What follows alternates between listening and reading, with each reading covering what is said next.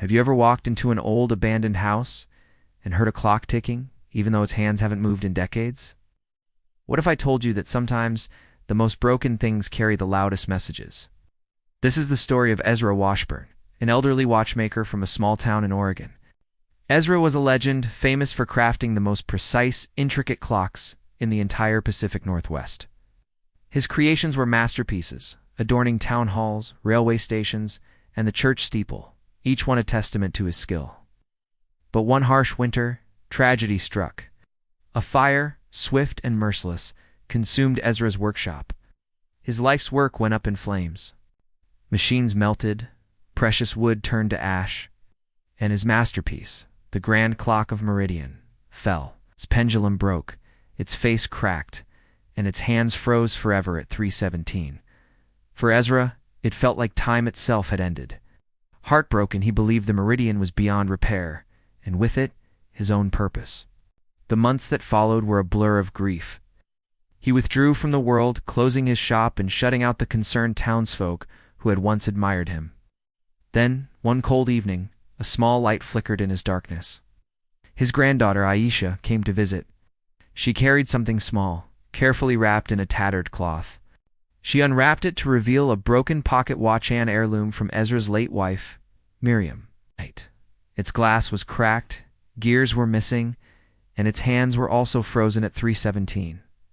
Aisha looked at her grandfather with gentle eyes. "Grandpa," she said softly, "time may have stopped for them, but listen. Just listen carefully." She took the tiny key and wound the pocket watch. It managed a single, feeble tick before falling silent again. Then she placed the small, broken watch beside the huge, broken Meridian clock. "Now, listen," she whispered.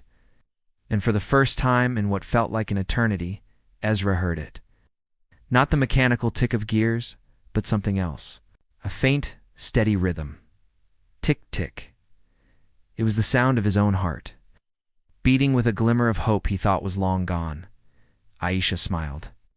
"The clocks are broken, it's true," she said, "but they still tell a story. They tell me that time has value, even when we think it's standing still. Your craft, Grandpa, your life. It isn't over just because a pendulum doesn't swing. Every second you feel, every breath you take, every moment you choose to hope, ... It all counts."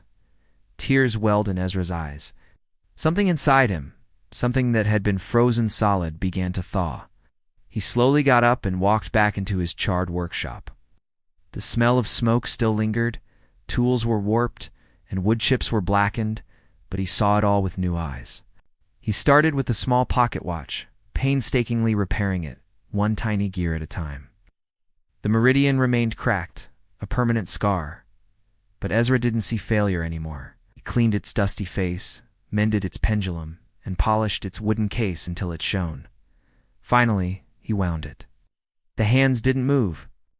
A moment of silence hung in the air. But then, quietly, as if waking from a long dream, the pendulum began to swing. Slowly at first, then gaining momentum, until the huge clock resumed its steady, comforting tick-tock.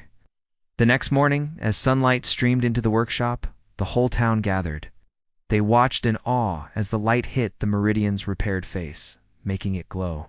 Ezra stood beside it, aged and weary, but his eyes were alive with purpose once more. The clock's hands were still frozen at 3:17, but its heart was beating again, a powerful reminder that even in brokenness, life and time can find a way to move forward. This story reminds us that our past scars don't define our future. Even when we feel shattered, there is always a way to find our rhythm again. Thank you so much for watching. If this story moved you, please consider liking the video and subscribing to our channel for more content that inspires. We'll see you in the next one.